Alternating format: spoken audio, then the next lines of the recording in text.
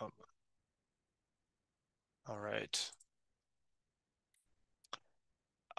So let me introduce myself.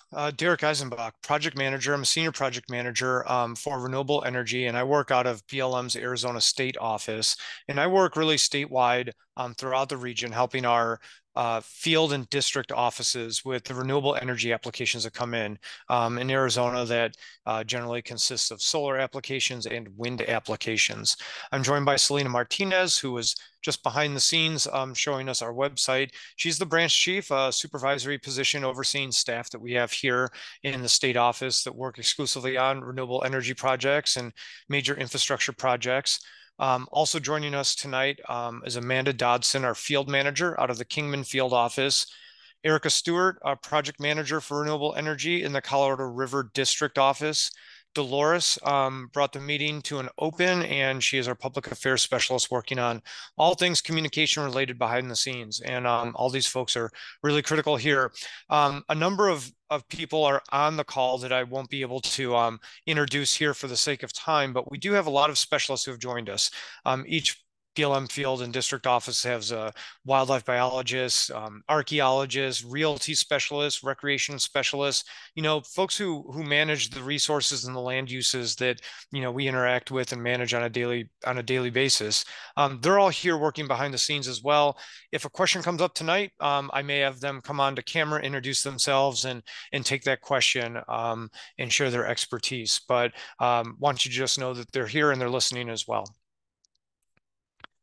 So for those of you that have been to these meetings before, this may be a kind of review session, and I know a lot of you may be new to the meetings as well. So I'm going to have to go through this anyway, and it's a little bit of a policy lecture, so beware.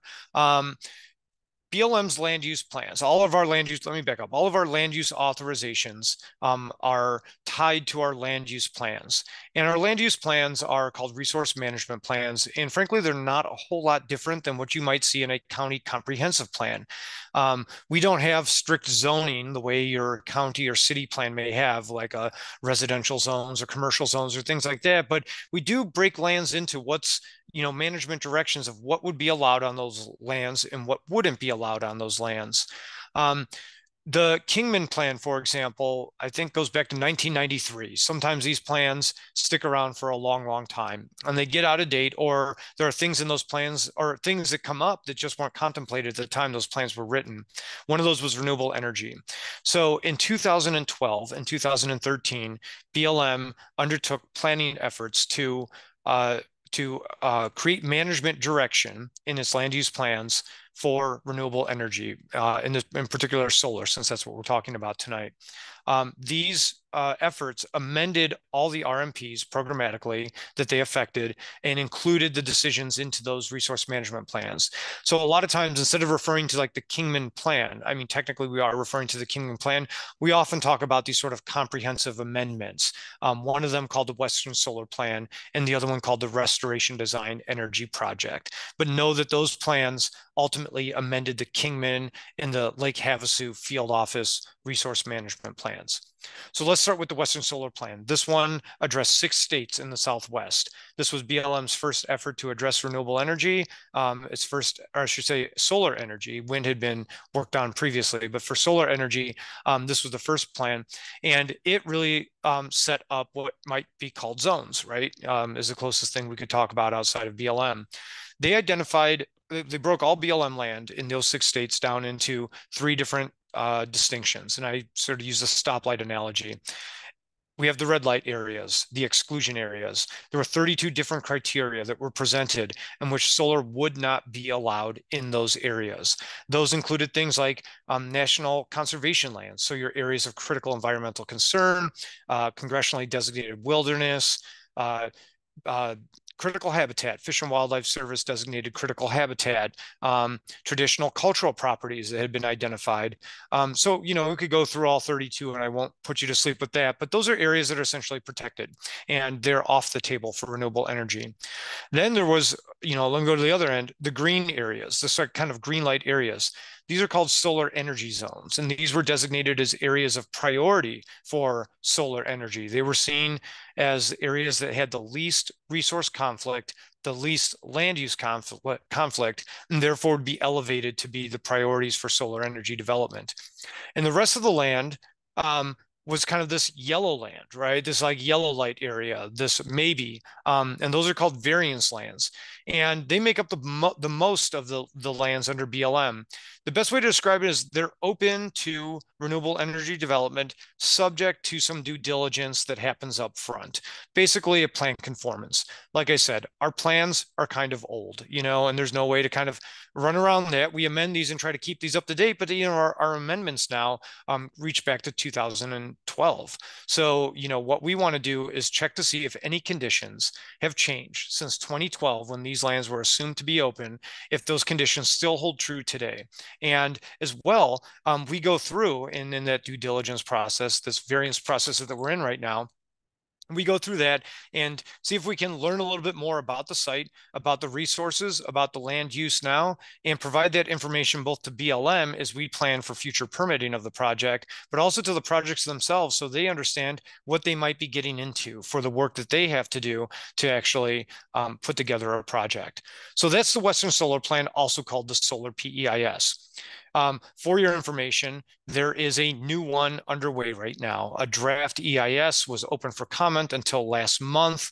They're looking at a major update to include other states in the West, as well as some major modifications as to what lands may be available. So stay tuned for that. We are expecting by the end of the year a final plan to be released and a decision following that about whether or not that will be implemented. So for those of you that are really nerds about resource management planning, stay tuned on that. We've got lots of materials for that, and feel free to reach out if you want to get more involved in reviewing that. Now, the other plan we're working with is the Restoration Design Energy Project, or RDEP. You'll hear this a lot. This was kind of a step down plan from the national plan into an Arizona specific plan. The important things to take away from RDEP: we added a little bit more specificity to what we wanted to see in Arizona for unique Arizona resources. We also kind of did a coarse filter and identified some additional priority areas. We only had 3 solar energy zones, or I should say 2, designated out of the Western Solar Plan. RDEP designated a third. Those have all been committed to other projects. So projects are working through permitting in those areas. They're not available for application, but those are only 3 areas, and there's quite a bit more solar interest in Arizona. So we did another filter and came out with these renewable energy development areas that kind of looked for lands that were already disturbed or degraded, lands that were in close proximity to known transmission hubs. And we elevated those lands as perhaps the priority lands that would be best used for renewable energy. The programmatic plans here, right? Both of these, none of them permitted any development, right? This is just plans. This is just a possibility of like these would be allowed, or these would be the kind of conditions there. So, well, you'll hear some references to the solar PEIS and the variance process. Hear things relative to RDEP, and that's just some like brief background. I do want to set the record straight though, because I know that there's a lot of confusion about things. This variance process may kind of have a look and feel about a permitting process, but there is no decision before BLM right now. Officially, this is a pre-application process. We receive, and I'm not exaggerating here, dozens of applications from developers that are seeking to get more information about the possibility as to whether or not the particular area that they're interested in may be a suitable place to develop renewable energy, to develop solar energy. We are obligated under our plan and under our regulations to do something with those applications. And the variance process is the first step in that kind of pre-application process, to take a look at it and do some due diligence. This is a process to see if conditions have changed since the plans were implemented. And ultimately, what we learn through this variance process will culminate in a report that goes on to our leadership, both here in Arizona and off in Washington, for concurrence as to whether or not the proposal, this kind of conceptual start, fits with land use planning objectives, right? And we are a multiple use agency, so there's a lot of things that we need to consider about how this may fit in there. So I do want to kind of set the record straight. There is no like kind of rubber stamp in place here of like projects are getting hustled off to authorization, or that there's a decision pending here. And I'll talk a little bit more about the other steps that come up. Like I said, we do some pre-application meetings to just try to not even entertain applications that we know are in an exclusion area. Those are your kind of early pre-app process.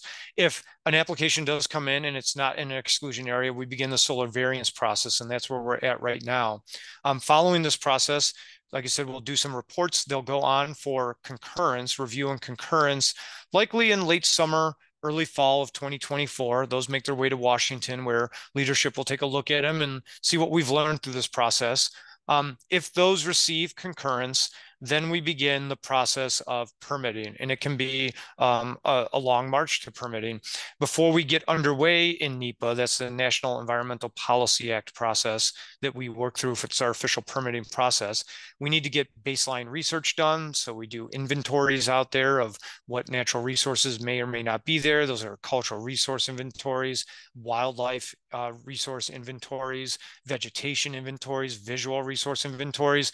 And that is the kind of affected environment specificity that we need to go into NEPA analysis, right? To see where we're starting with and then understand the impacts that might happen on those. So that needs to get underway, and that's work the BLM will get going on.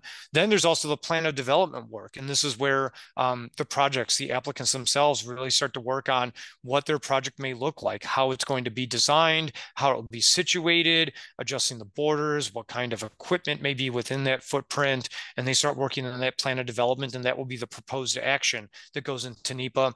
And then there's a lot of administrative stuff we've got to do with NEPA. With these projects that we're looking at right now, the earliest this could possibly start would be fall of 2024, and it will go until it's done. We cannot start the NEPA process until we have all the information we need to get going with those reports. So when it is ready and it gets going to NEPA, our hard look analysis, that will go about 18 to 24 months. Sometimes it could be a little bit shorter, like maybe a year. By statute, it can't go longer than 24 months. So that's why we want to be ready when we go in there.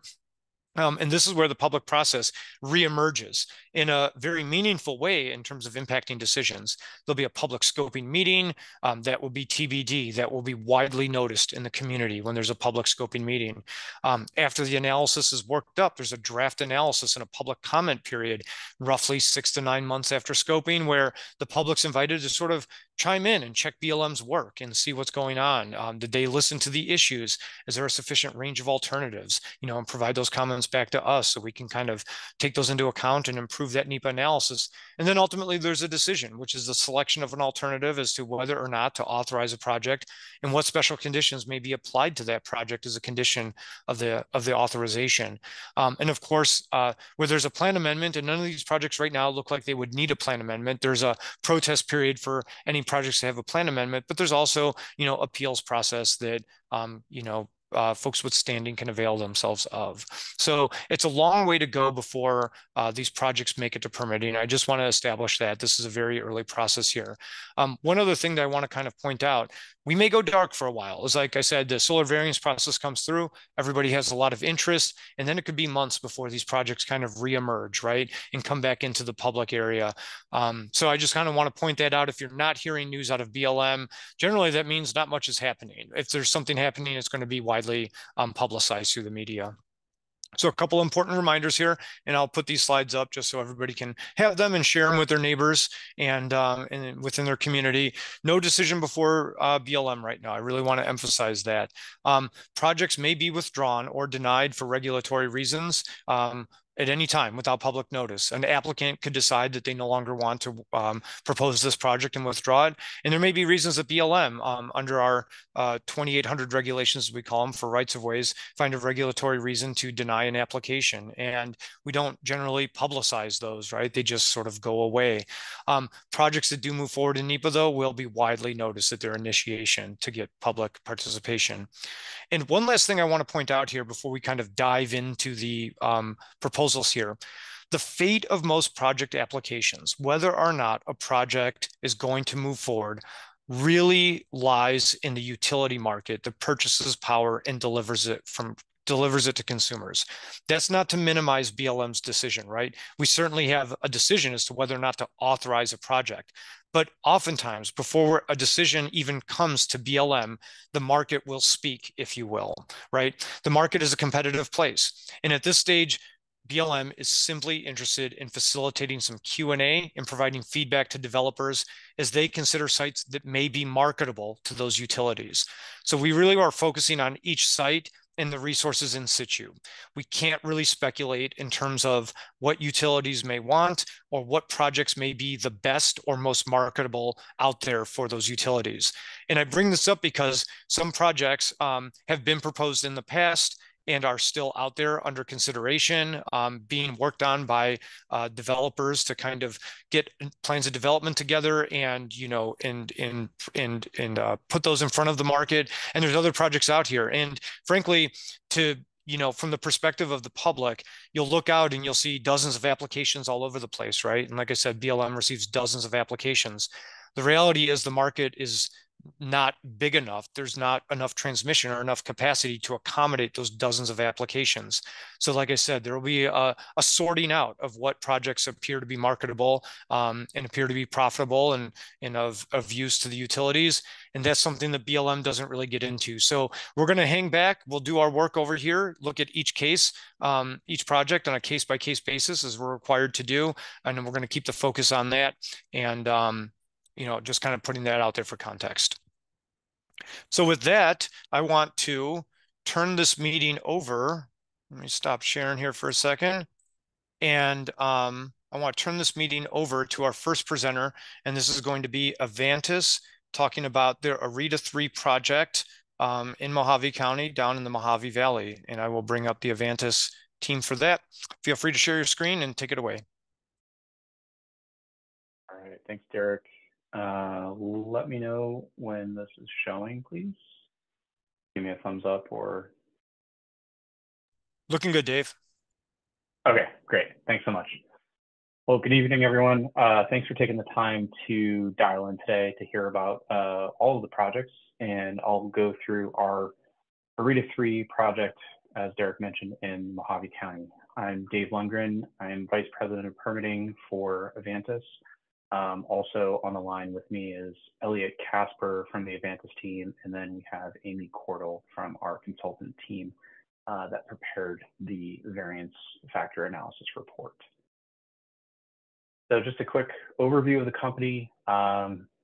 We've been around since 2009, and we have one of the largest development portfolios in the southwestern U.S. We've got over 80 projects in our pipeline. And have a very high interconnection retention rate. So that means the majority of our projects that do go through the development process are built and are currently delivering electricity to the regional grid. Here's a quick overview of our project. It's an up to 450 megawatt alternating current solar and storage project. It is located in Mojave County, south of Bullhead City, and we are interconnecting to the Mojave substation, which is outside of the town of Laughlin in Clark County, Nevada. Total acreage is about 4,500 acres. Of that, only about 75 acres, and that's this small area here that my cursor is on, are BLM administered land. Just under 4,500 acres are Arizona state lands. That's what's represented in this light blue color. We are evaluating 3 different transmission line or gen-tie routes from our project area to interconnect into the Mojave substation. They're identified here in red, green, and purple, and I'll talk about those in just a minute. And we're estimating a commercial operation date of July 2030. So just a high-level overview of some of the site components. Again, our proposed project area is outlined in this pink color here. This is primarily Arizona state lands, as well as a small portion of the PV will be located on BLM. So the solar energy generating facility will be comprised of solar arrays, energy collection systems, access roads, fencing, and security gates. We'll have a project substation, and then O&M buildings, and we'll also be proposing temporary laydowns for construction. As mentioned, there's also a battery energy storage system, and that will be located on the project site. and there's some electric equipment that's described here that would be part of that as well. The power from the project would be conveyed from the project substation, and that's going to be delivered to the Mojave substation in Laughlin, either through a 230 kilovolt or a 500 kilovolt gen tie. We are currently identifying several gen tie route options, two of which follow an existing 368 transmission line corridor, as well as a locally designated corridor. For the majority, or for a portion of the proposed distance.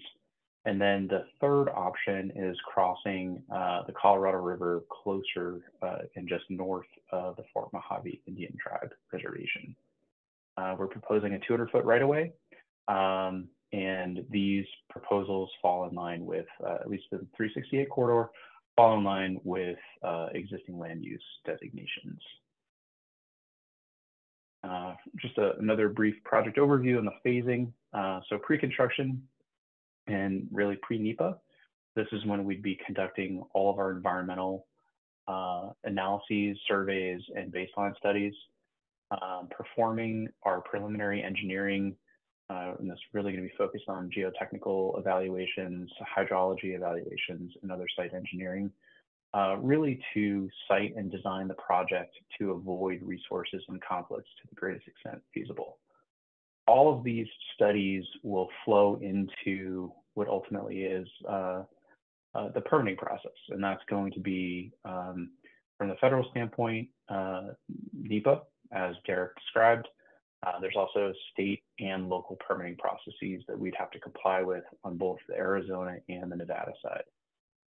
During construction, we're anticipating this taking up to about 18 months. Vegetation will be cleared, and really we're looking at construction methodologies that would leave vegetation in place to the maximum extent practicable. There will be grading, and that is going to be needed for access roads within the project site, as well as the O&M building and substation and best yard. So there will be some grading, but we're looking to have that reduced to the maximum extent practicable. There's a variety of best management practices and design features that we'll be employing to minimize impacts on the workforce. We're anticipating about 300 to 400 workers per day on site during kind of peak of construction. And then also the water usage during the construction period is primarily for dust control, and we'd be looking at commercially available sources for that. The operation and maintenance side, we're anticipating 30 to 35 years of kind of the useful life of a solar project. And during that period, regular monitoring, inspection, and maintenance would be anticipated, looking at up to 2 full-time staff on site, and then limited water use during the operations period, again, sourced from a commercially available site. And it's primarily going to be used for panel washing during that operations phase. As mentioned, we have a series of permits, approvals, and authorizations that are coming from a number of federal agencies, as well as state agencies in Arizona, state agencies in Nevada, as well as the local counties in both Arizona for Mojave County and Clark County on the Nevada side. Our preliminary project schedule is shown here. As Derek mentioned, we're in the variance process right now. So we're anticipating this to wrap up in fall of this year. Really looking to kick off and move forward with several of the technical studies that are required through spring of next year, and really looking to kick off the NEPA side, presuming approval of the variance in spring of 2025. Project construction, like I said, is going to take about 18 months. We're looking for that to start somewhere in the spring 2028 timeframe, with a commercial operation in 2030. Now I'm going to hand it over to Amy Cordell, our consultant, to talk through the affected resources. Thanks, Dave. So as Dave said, my name is Amy Cordell. I am with the company that prepared the variance factor analysis report for the Arida 3 project. We wanted to just provide a high-level overview of some of the key resources of interest in the project area. All of the VFAR reports are on the BLM's e-planning site at the link that Selena posted in the chat. So if you want more detail on these resources or on other resources evaluated in the project area, you can find those there. So the first thing we wanted to talk about was land use in the area. As shown on this slide, the project site and really most of the adjacent lands around the project site are undeveloped. There are some residential communities that are located to the west of the project site, and the project is really being sited to provide an offset from most of these communities in an effort to avoid some of the impacts related to construction and operation. The project, as we talked about a little bit on the permit slide, will require a right-of-way grant from the BLM, a commercial lease, and a right-of-way from the State Lands Department, in coordination with Reclamation and with the Army Corps for spanning the Colorado River. There are some existing BLM and state land rights-of-way on the project site, and the project would avoid those rights-of-way. There are no mining claims or grazing allotments or leases or other range improvements on the project site. We'll move into special designations. Thanks, Dave. So the project site is on lands that are classified or managed by the BLM as VRM Class 4, and portions of the Gentile lines that are on BLM lands are in VRM Class 3. So these are the lower classes of visual management. They allow a greater degree of change, and the project components should be in alignment with those management classes. The project site does not lie within any specially designated areas. The nearest wilderness areas are located about 7 miles to the east of the project site and 3 or more miles away from wilderness in California. There is an ACEC located just to the north of the project site. That's part of the cross-hatching. It's the Bullhead Bajada ACEC. That's an area of critical environmental concern.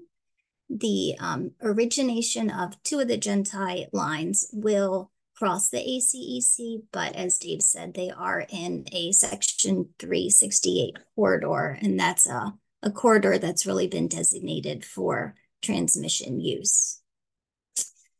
As part of NEPA, I think Derek mentioned this in his discussion of future studies and surveys that would need to be done. There will be visual simulations performed, and that will be part of the NEPA process.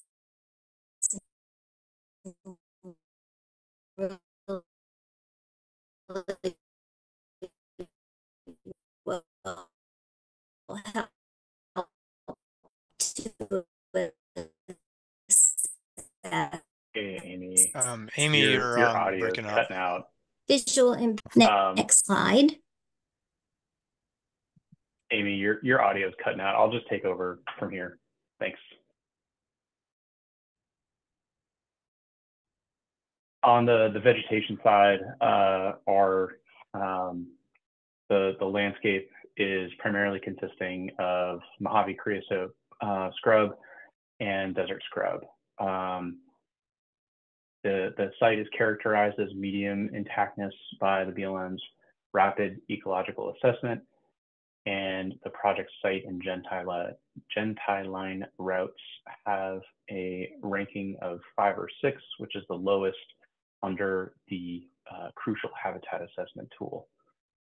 There are some sensitive plant species that have the potential to occur within the project area, and these will be evaluated and surveyed for when those focused vegetation and other biological resource studies occur. And again, standard measures would be implemented for controlling of noxious weeds and ultimately reclamation of disturbed areas post-construction. On the wildlife side, the project is not located in any critical habitat, important bird areas, or suitable nesting habitat for bald or golden eagles. The site is within or near the range of desert tortoise and Yuma ridgeways rail. Neither of these species have critical habitat overlapping with the project area. And for the desert tortoise, the project overlaps with the category 2 and for the Gentai and the category 3 for the project site on the Arizona side. All of the Gentai route alternatives are located outside of mapped wildlife connectivity areas on the Arizona side. And again, a number of other species have the potential to occur, but will be evaluated as focused biological resource evaluations and studies do occur. And as part of this process, we'll be coordinating with not only the BLM, Arizona State Lands, the U.S. Fish and Wildlife Service, as well as Arizona Game and Fish and Nevada Department of Wildlife to discuss any potential concerns and survey requirements. On the water resources front, there are some ephemeral washes that overlap with the project site, and portions of the project site is located in FEMA designated floodplains. A hydro study will be conducted to further evaluate design requirements around the floodplain situation, as well as focused aquatic resources delineation to identify and delineate any potentially regulated or other features that may be under the Army Corps of Engineers jurisdiction. As mentioned, coordination with both Army Corps of Engineers and Bureau of Reclamation will be required for crossing the Colorado River. All three alternatives for crossing the river are not proposing any in-water work. The structures would be located a distance away from the banks, and the crossing would be a free span. As mentioned earlier, construction use or water use during construction would be sourced from a locally available commercial source, and is really planned for dust control during that period. The site or the project area was sited to utilize existing roads to the maximum extent practicable.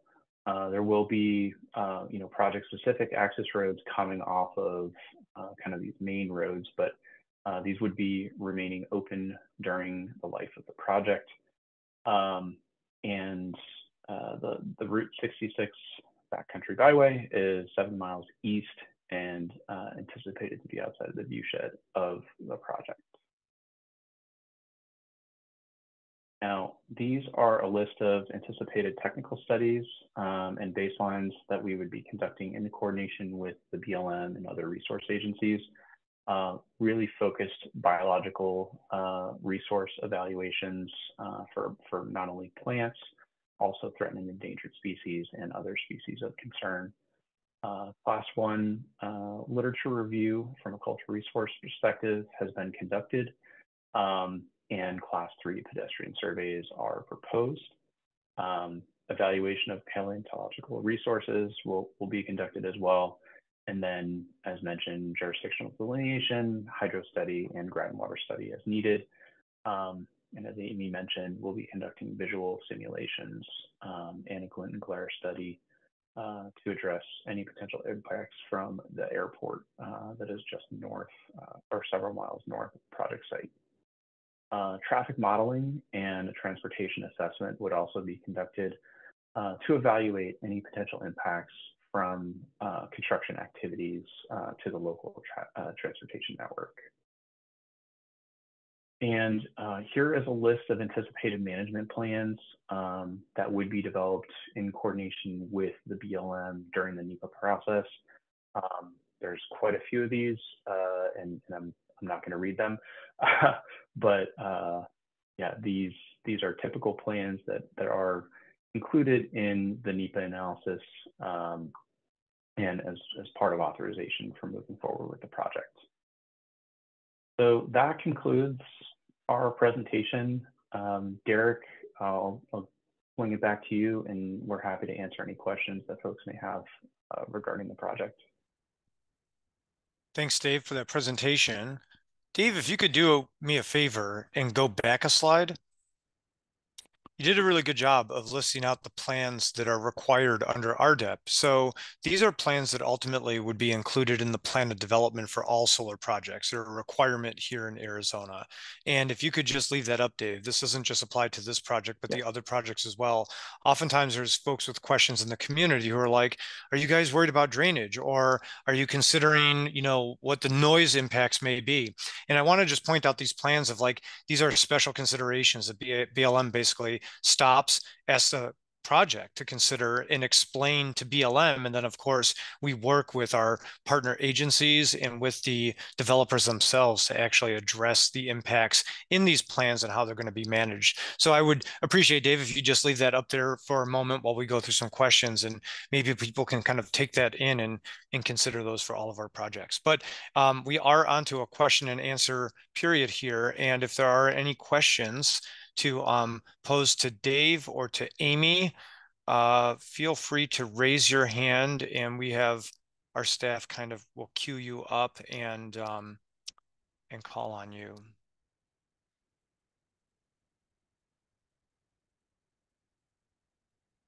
If you have the if you're on the desktop, you can go to the toolbar where there's a raise the hand. You can also go into the chat and enter a question in the chat.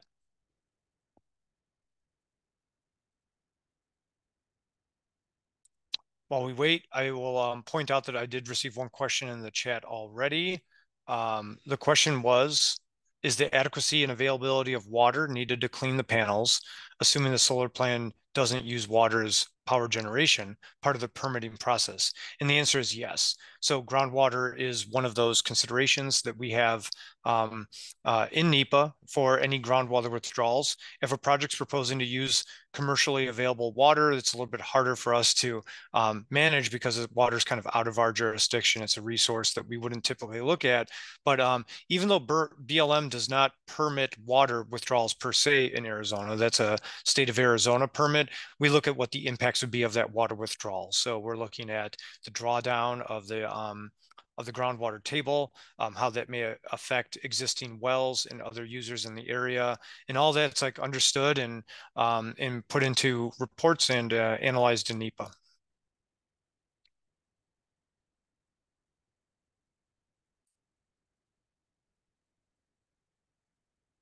All right, not seeing any comments come in, or I'm sorry, questions come in right now. That's all right. If you are thinking of questions or something comes to mind, we will have some opportunity for go back, I believe. So I want to queue up the next presentation here, and this will be a heads up to Arevia and Rafiq to get your presentation ready, and we're going to Marketplace Solar next. Thanks, Dave. Thanks, Amy, for your time, and stick around. In case we have any go backs. All right, Rafiq, the floor is yours. All right, good evening. I'm Rafiq Albert, Executive Vice President of Lands and Permitting at Arevia Power, and I'll be presenting Marketplace Solar.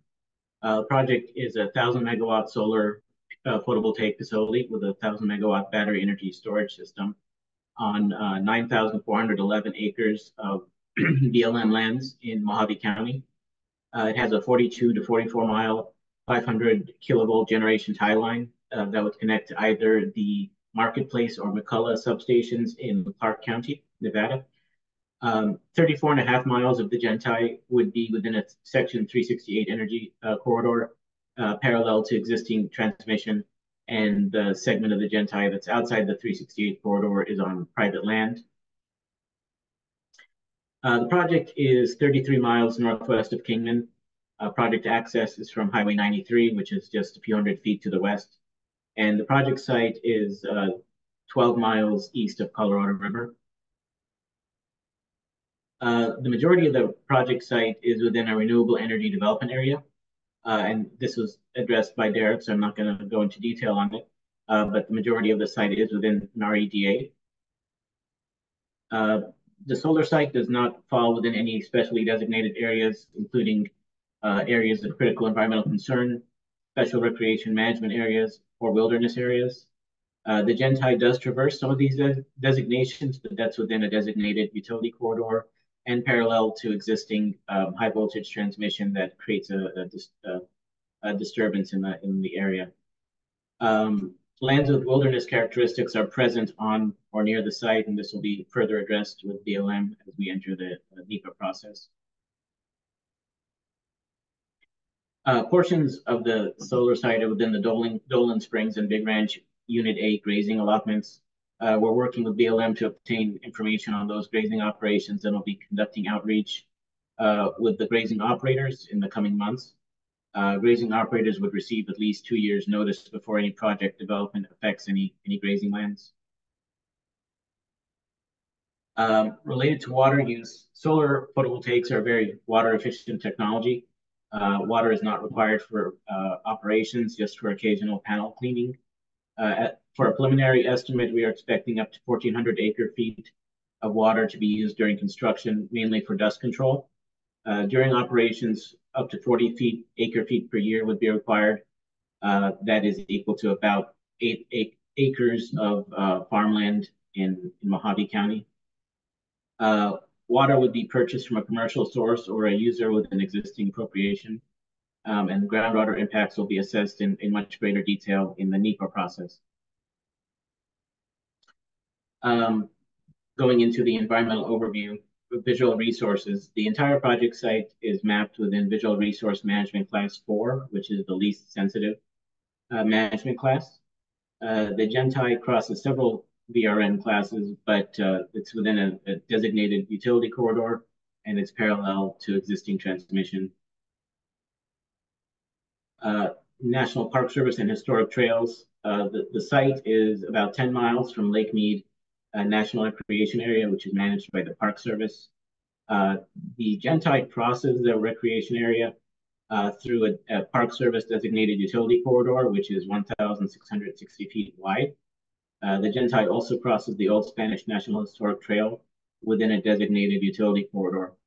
The Gentai, again, is adjacent to existing disturbance associated with the major transmission line where it crosses the trail and where it crosses the recreation area.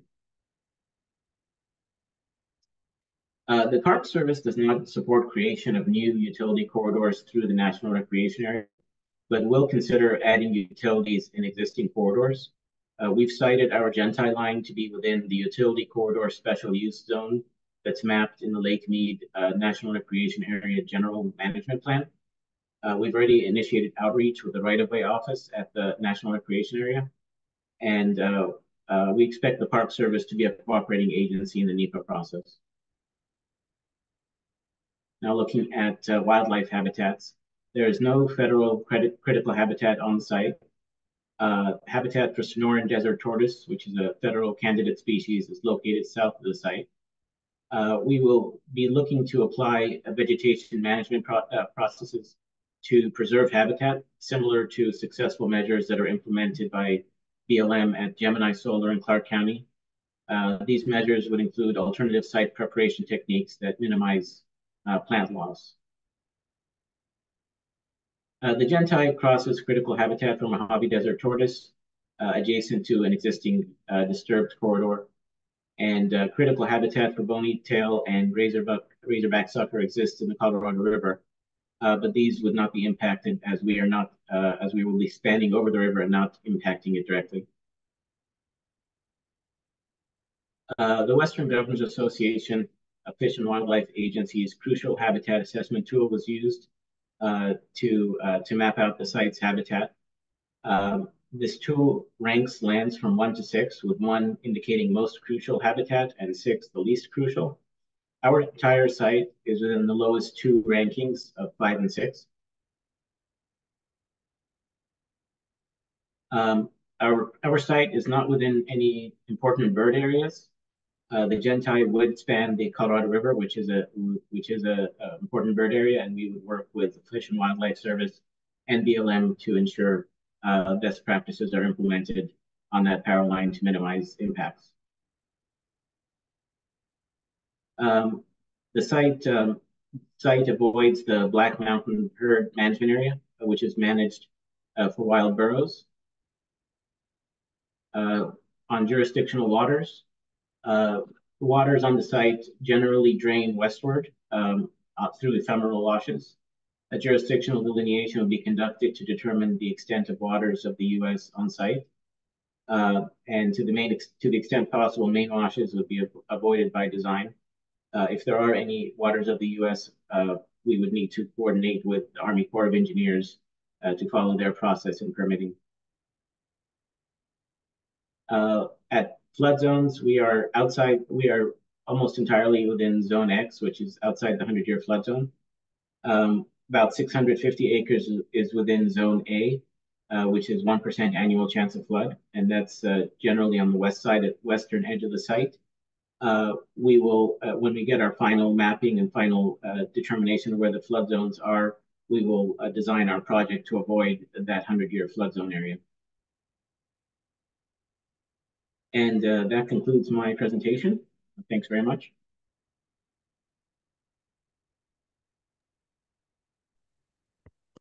All right, thanks, Rafiq. Let's see.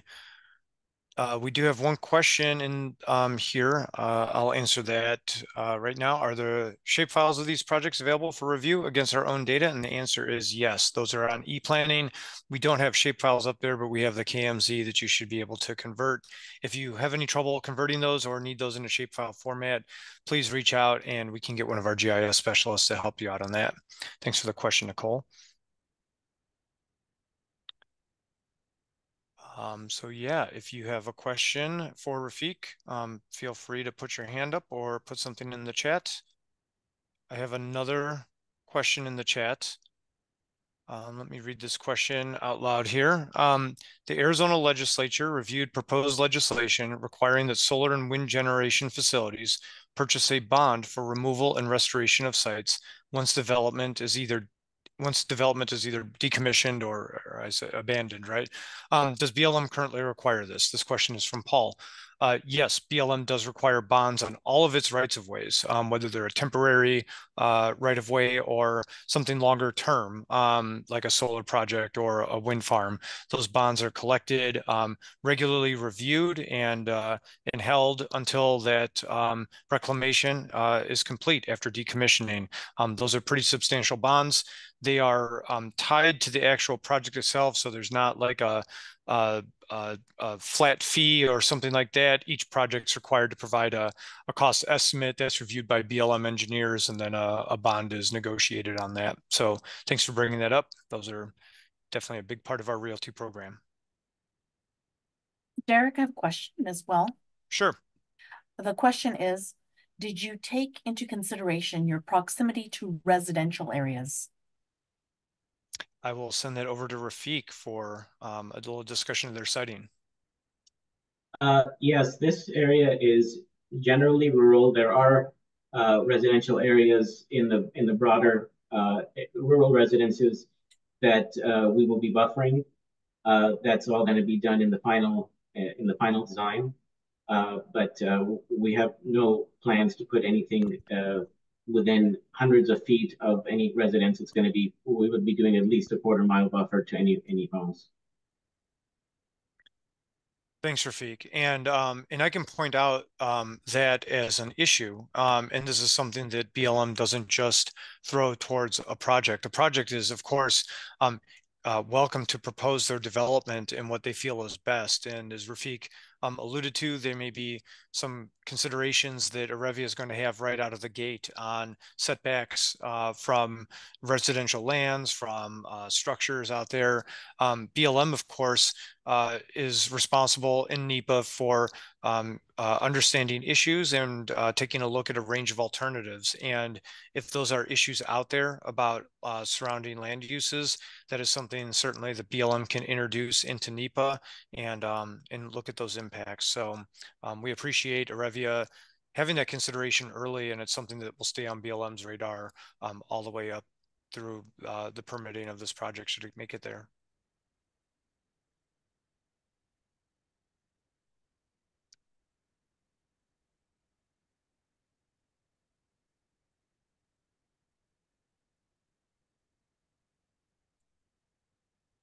We got something over in the Q&A. Okay, so this is the kind of quirky thing about Zoom. There's a few different ways that you can get your question here. So we're checking for everything. And I have a question from Barney. Is this going to be the largest solar plant in the US? Because the largest is only 4,500 acres. So, I'm not sure what the largest power plant is. I think the biggest on public lands. We've had some big ones proposed on public lands. Um, the ones that have been proposed on public lands, I've seen big proposals up to like 6, 7, 8,000 acres.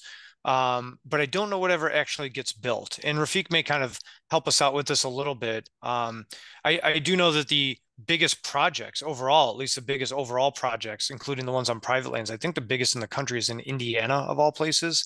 And it was on former agricultural land. And I don't know the size off the top of my head, but I want to say it's huge, like 20 or 25,000 acres. But Rafiq, maybe you can give a little bit of insight into how siting works. And like you said, you propose a pretty large area, and then, this area gets refined through design, and ultimately, you settle on an area. So how does a project settle on a proposed action a bit? Maybe you can just kind of share that process. Sure. So when we work on public lands, we always apply for a larger area than is strictly required for the project, understanding that once it goes through all the agencies, there will be constraints that we have to adhere to.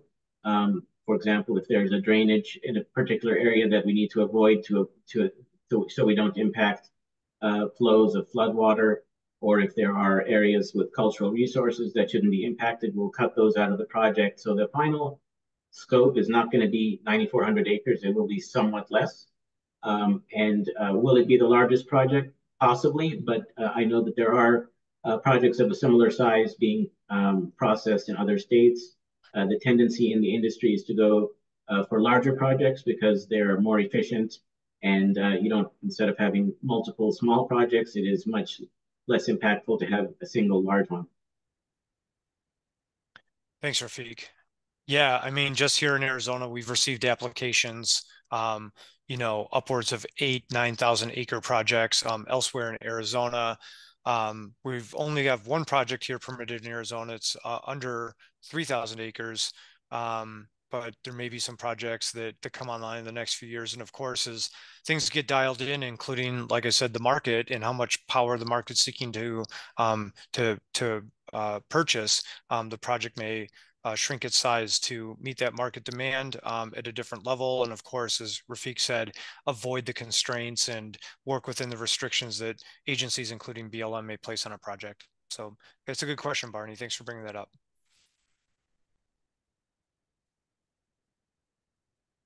We do have another question in the Q&A, also from Barney. When would the construction start if it goes through? So as Derek mentioned, the NEPA process by itself can take up to 2 years. So if that gets started towards the end of this year, that would mean at the very earliest, construction could start in 2027. And it might be later than that, depending on when interconnection opportunities are available at the substations, because there are major improvements that are required to bring in power to the substations.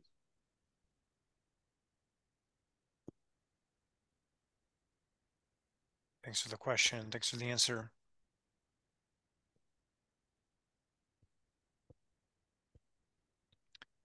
I'm seeing it get kind of quiet on the question front right now. We will get ready for the next project. If anybody has anything on their minds right now, by all means, get it into the Q&A or raise your hand or over into the chat. But I will I do ask have another Leslie. one, Derek. Oh, great. Sure. Just one more, and we'll get on with our. Have you considered the proximity to major tourist routes to the Grand Canyon?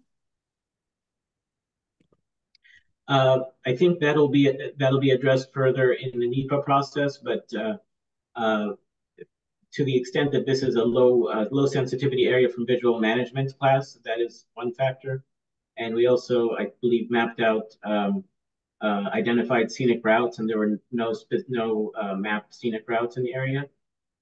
So I'm sure that will be addressed further when we get into the visual analysis in the NEPA document. Yeah, and I'd also like to point out we require a traffic management plan as well as part of any plan of development. So in terms of traffic impacts, one thing that needs to be understood is the level of service that exists on roads out there already, as well as what construction would bring to that, and then any long-term impacts from operations, which are generally pretty low, but construction is where there's a lot of traffic. So as Rafiq alluded to, there may be scenic and visual concerns out in that area of people enjoying the long drive out to the Grand Canyon, as well as just sort of service impacts of traffic out there. All those would definitely be considered in NEPA as issues. Thank you.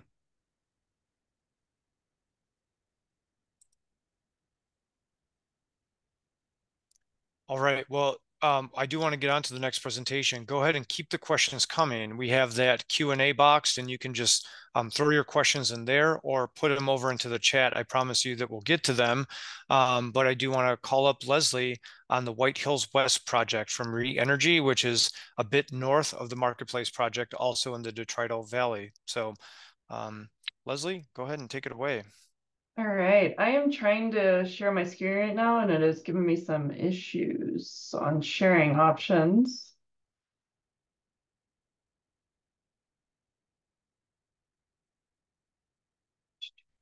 Okay.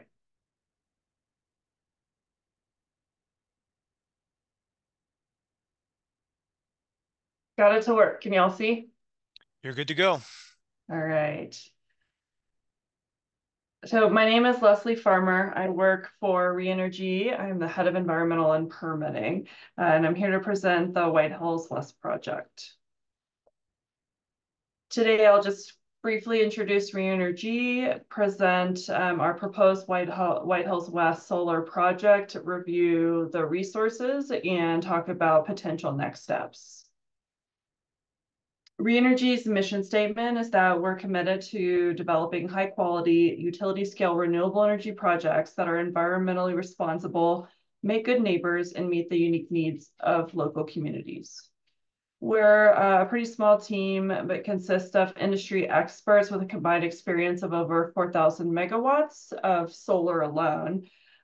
We were founded about 2 years ago, and we currently are developing a little over 30 utility scale solar, wind, and battery storage projects across the US. You can see the blue dots on this map is where we have active projects right now. And you can see that I've pointed specifically to White Hills and White Hills West and Golden Valley. Those three are in Mojave County. The White Hills West project area is located approximately 40 miles north of Kingman. It's roughly 5,650 acres.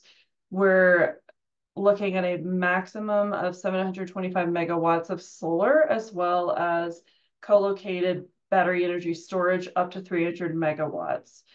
There would be an approximate 4-mile Gentie line going to the existing White Hills substation owned by WAPA. You can see that in the map here in the white and black line. Project components would consist of the solar PV themselves. They would be on single axis trackers, maximum of 15 feet whenever they are tilted to their highest angle.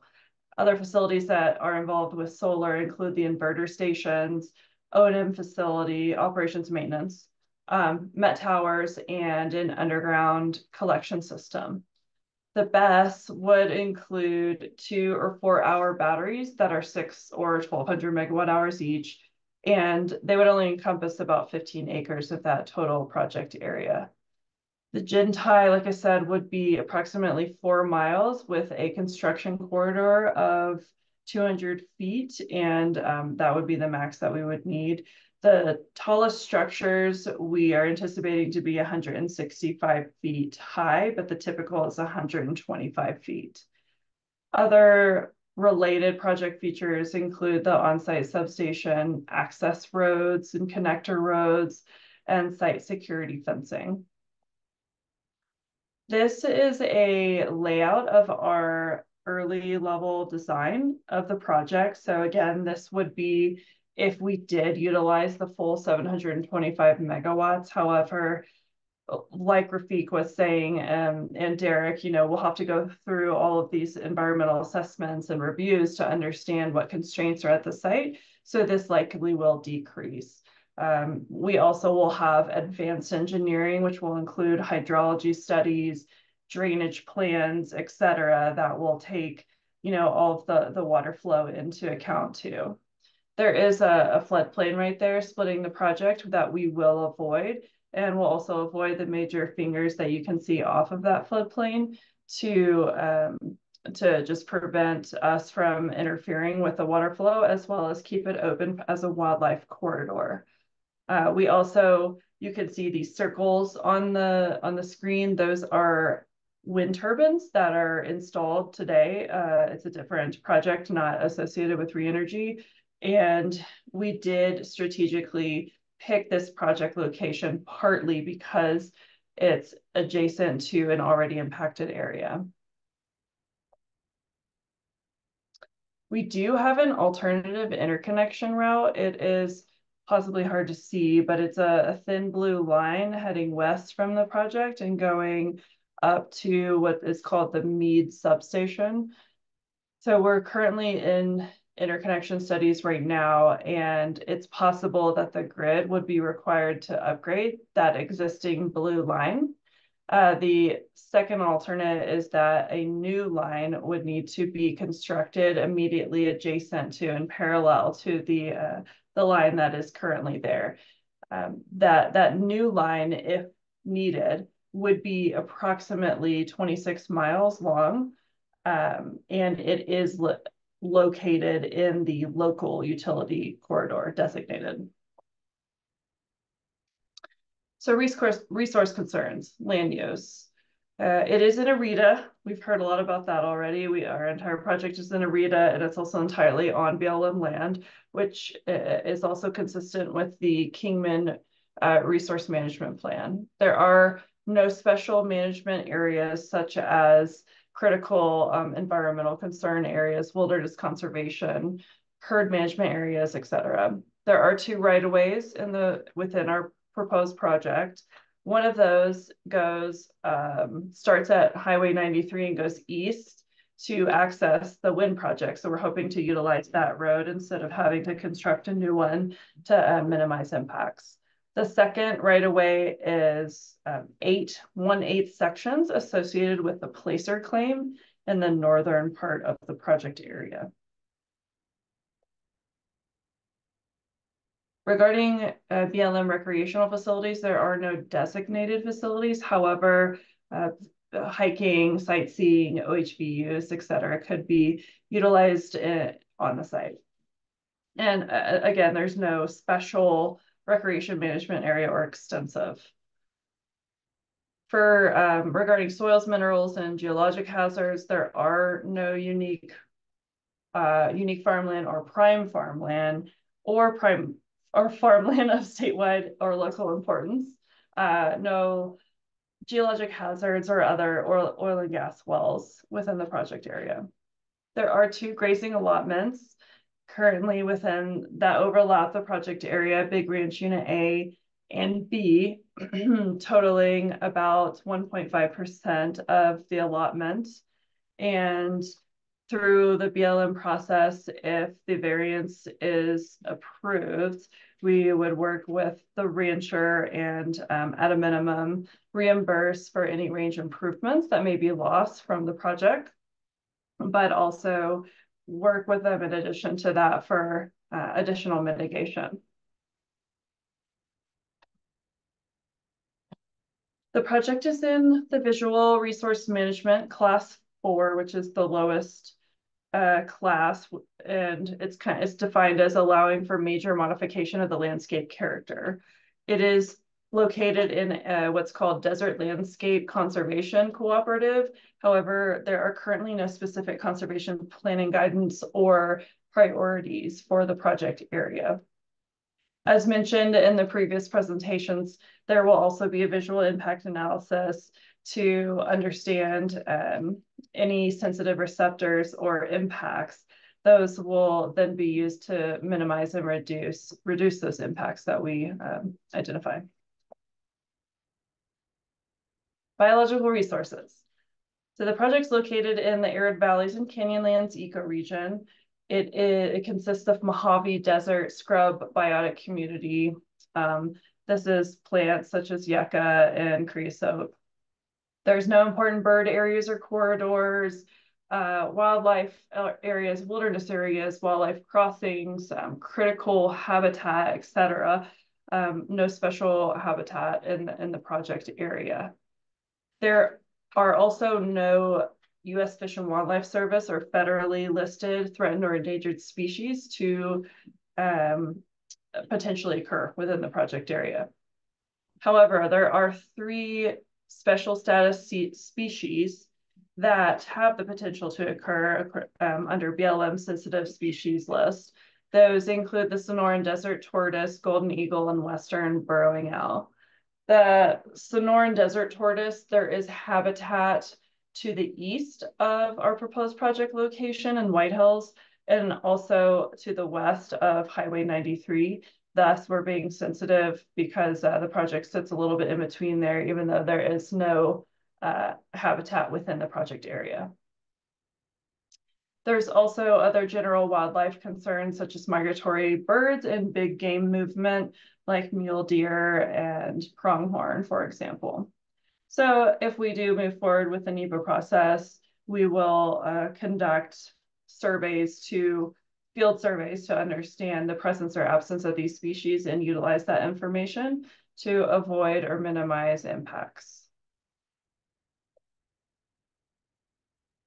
I think this was said earlier too, the chat tool is a part of the variance assessment.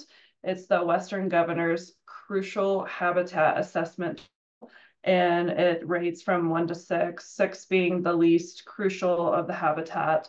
And our proposed project is in chat category 6 for habitat, species of concern, and large natural areas.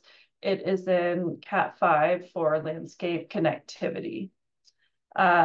There's also another assessment that is completed called the Rapid Ecological Assessment, where it basically just looks at a general ecological condition or landscape condition, and that's rated from 1 to 10. Our project is right in the middle with mixed habitat quality, leading towards more impacted landscape.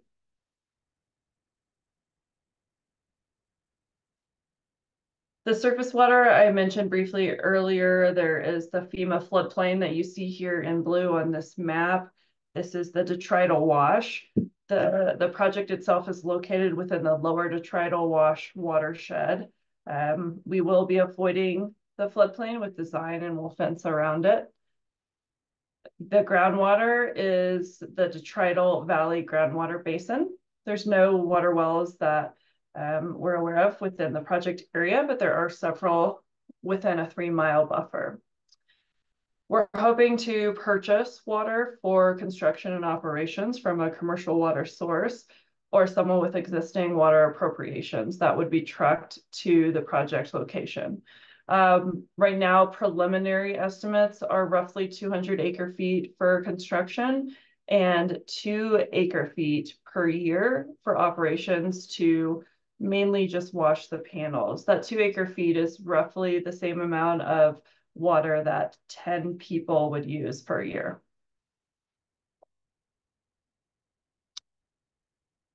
The project site and the general area is unlikely to have paleontological resources.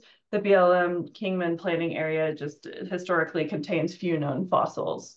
In addition, based on our desktop review, there are no National Register of Historic Places listed properties, National Historic Landmarks, or trails within the project area. But of course, we would conduct additional literature review as well as field assessments as part of NEPA to make sure we understand any potential cultural resources on site, as well as coordinate and consult with tribal entities. So next steps include, we're currently in the variance process. If a concurrence memo is obtained, we would move to NEPA, which would start all of the baseline studies and the NEPA document itself. We're hoping to start those baseline studies fall 2024. That would go through 25. NEPA would start in early 25 and go through at least Q3 26. We're hoping for construction to start as early as Q2 27 and take roughly 18 months for an operation date of late 2028. This, however, is of course very preliminary and probably the earliest and most aggressive timeline. With that, I will take any questions or comments, and I also want to just note that my contact information is listed here in case you do have other questions. Please feel free to reach out to me. Thank you. Thank you, Leslie, for the informative presentation. We are back open again for Q&A. I'll start with one that came into the chat here. Oh wait, was it in the Q&A? Let me go back to it. I'm sorry. Gotta get back. I responded already.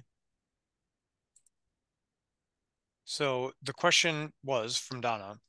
With the expansion of facilities in the area, the risk of fire and emergency incidents is expected to rise. Given current limited response capacity, this situation will exacerbate the challenge. Are there any plans in place to tackle this issue? And I responded back to Donna more formally. I said, this is going to be a question better addressed with other agencies that would be responders.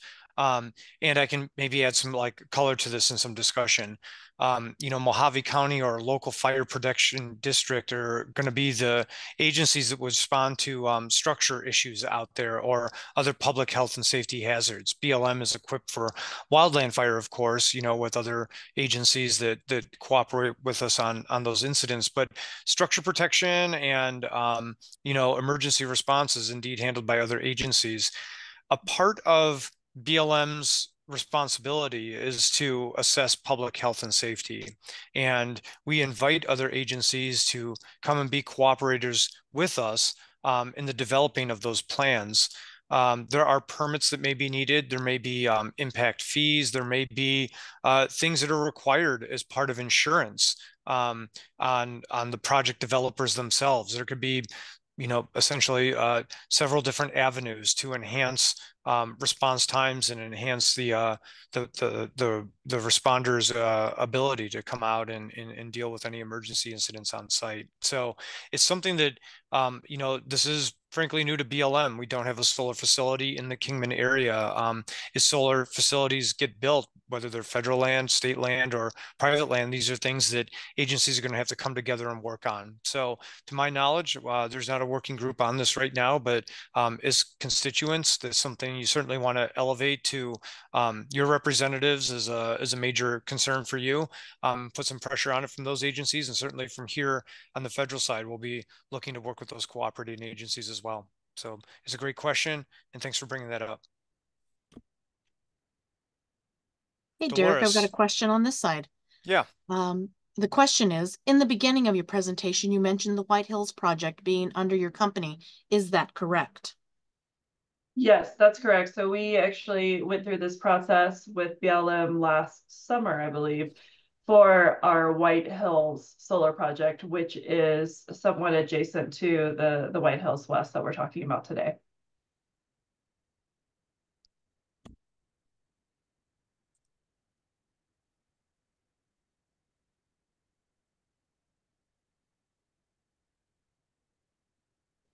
Okay, Q&A is open, not just for re-energy, but for any projects or to BLM. Questions about our process, questions about things underway. I've had a few questions come in through email throughout the day for people who couldn't make the meeting, but the questions may be of benefit to the bigger group here. So I will let the attendees, again, throw up your hands or come into the Q&A or chat. But if not, I might do address a have few another one, things. Derek. Great, yeah. Okay. Why did you not combine the projects? I assume that one's for me. Yes. Okay. We in the beginning, we were looking at different scenarios for interconnection, and I think it had a lot to do with looking at the power needs in the area. So we started with White Hills, and as we continued to assess the interconnection and talk with Unisource and WAPA and look at the resources in the area, we decided to go for basically a phase two of White Hills. So I think interconnection had a lot to do with that. I do have Clark, just so everyone knows, I do have Clark Bixler, our Director of Development, on the line. So I don't know, Clark, to put you on the spot, would you add anything to that? No, Leslie, I think that's a great answer. It's interconnection related, and that's why there's two separate projects, is there's multiple interconnections. Thanks. Good question. So let me refer to a couple of questions that came in. I did receive a couple of questions today, like I said in my email, about public health and safety out there. Two things kind of came back. One of them is about battery energy storage systems and the safety of these battery energy storage systems. There was, I believe, a thermal runaway incident just a few weeks ago in San Diego County at a battery facility at Otay Mesa, and made quite a bit of attention in the media about the suppression activities out there. And I'm hoping that one of our developers can talk a bit about battery energy storage systems, their safety, and some of the suppression technology that's contained in there to just inform some of our attendees. Any takers? I think I can answer that. Let me turn my Sure. thing back on. There we go. So BESS today has to comply with NFPA 855. It's basically a policy that is on the federal level for fire protection. Part of that is to have fire suppression systems so that worst case scenario, if a fire does happen, there is a way to put it out immediately. But before that even happens, there's monitoring systems in place in these BESS facilities where they have detection and monitors to see if there's any abnormalities in the way the system's functioning, or if the temperature in the battery cell starts increasing, they can shut it down remotely. So this would prevent any fires. The other thing that is common, and I think it's also federal regulation, is to have a fire break. So the BESS containers themselves are required to be in fireproof containers, but also have a separation between themselves and any vegetation or anything else that can catch fire. So there's several different levels of protection that go into it. Thanks, Leslie. Yeah, that's my take on it as well, and I appreciate you giving a little bit more specificity on that. NFPA, really leads the nation in setting fire standards and fire codes that are adopted across industries and across governments, and so that's the kind of primary body that we'll look to for guidance on that, and of course the way the industry responds by engineering on those fuel breaks. in terms of wildland fire risk, BLM does require a fuel break inside the right-of-way itself. So that's another setback that is inside the right-of-way that needs to be maintained, a vegetation clearance. So if there are any incidents on ignitions of any kind of fires within the project themselves, that there's at least that break. And again, you know, appropriate response would be to come and suppress that fire 100%. But it would ideally be contained inside that fuel break if anything was to develop. Another question that came up on a few emails that folks had sent in today was about flood risk. Out in particular, the Detrital Valley area, we've got that big wash, and you just need to take one trip out there to see just how powerful flood events can be in that wash. And FEMA's categorized, you know, a number of flood zones out there. So the question has generally been, what about flood risk, both from outward stormwater flows from a project that may engineer that site in such a way as to create new patterns of flow and drainage from the site, as well as any other flood hazards that may already exist out there and how those may impact the project design or development. I can speak a little bit to this, but I would again ask maybe Rafiq or Leslie in particular to speak up about this. This is where those questions were kind of generated. You know, there is coordination that goes on with other agencies. Again, during the NEPA process, you know, if permitting gets underway or once permitting gets underway, there's some serious coordination that happens with the U.S. Army Corps of Engineers. FEMA may be involved. You know, if there are floodplain impacts, floodplain changes that may be proposed, anything like that, as well as any stormwater control permits that may be needed from local agencies, whether it's Mojave County or a state agency that might need a stormwater permit. So those are things that BLM is looking for, really, to ensure that there's like other checks, if you will. The BLM is not kind of running solo on this and concerned about what's in our fence line and not concerned about what's happening outside the fence line. And we really look to other agencies to kind of step in and help us with that, help us understand, you know, these unique hazards out there, and really inform the project and inform the public of how those hazards are going to be avoided or managed. But I also know that projects themselves are engineered, of course, to avoid hazards and minimize hazards. And so that's where I'd like to ask Rafiq or Leslie to chime in a bit about how flood control is considered on-site in engineering.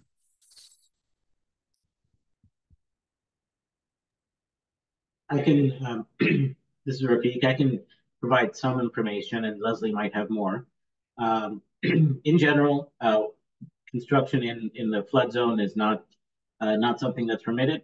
Even if we wanted to, the insurance companies that we work with would not want to see that. So it's extremely rare that you would find a solar project actually within the flood zone. And as for changing stormwater flows, hydrology studies are prepared as part of the project, and it's very common to see on solar fields various types of retention basins to keep water on site and allow it to flow out at a measured pace so that it keeps flows are kept at pre-development conditions to the degree feasible. Rafiq, that's exactly what I was going to say. I mean, that's exactly how we look at it. Hydrology studies, making sure that our flows are no more than what they were pre-development, pre-construction. So hydrology engineering and avoidance of floodplains. Oh, you're on mute, Derek. Sorry, yeah, and if I could just maybe add, you know, one more perspective that might help members of the public understand. Yeah, there's a lot of engineering that goes into it, and it really, you know, like I said, we're working on the regulatory side of it to, you know, best figure out what the hazards are there and how to manage them from our land management perspective. But there is a substantial financial expense and investment sunk into these projects, and risk to those projects is, of course, like a major concern to investors. And so the engineering that goes into these is substantial. The study to ensure they're in a safe spot and not creating other hazards that, you know, jeopardize both project equipment or, you know, parties off site that may have issues with it is paramount. So I think it's a dynamic of a few forces coming together to solve that problem.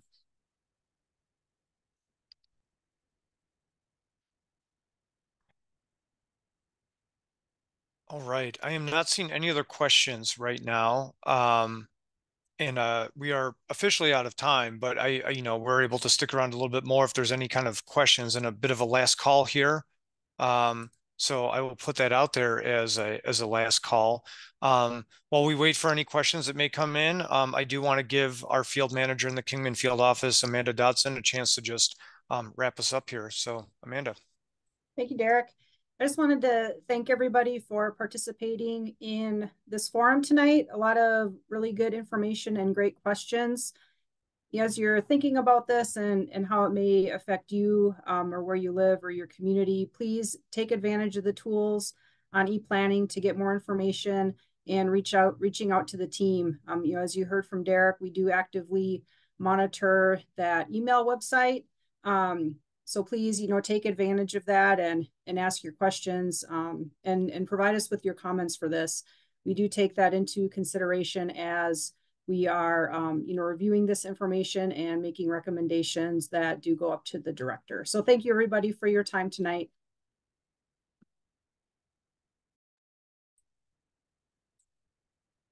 Thank you all. Appreciate the time. Appreciate you coming out tonight. Hope to see lots of comments. Thank you.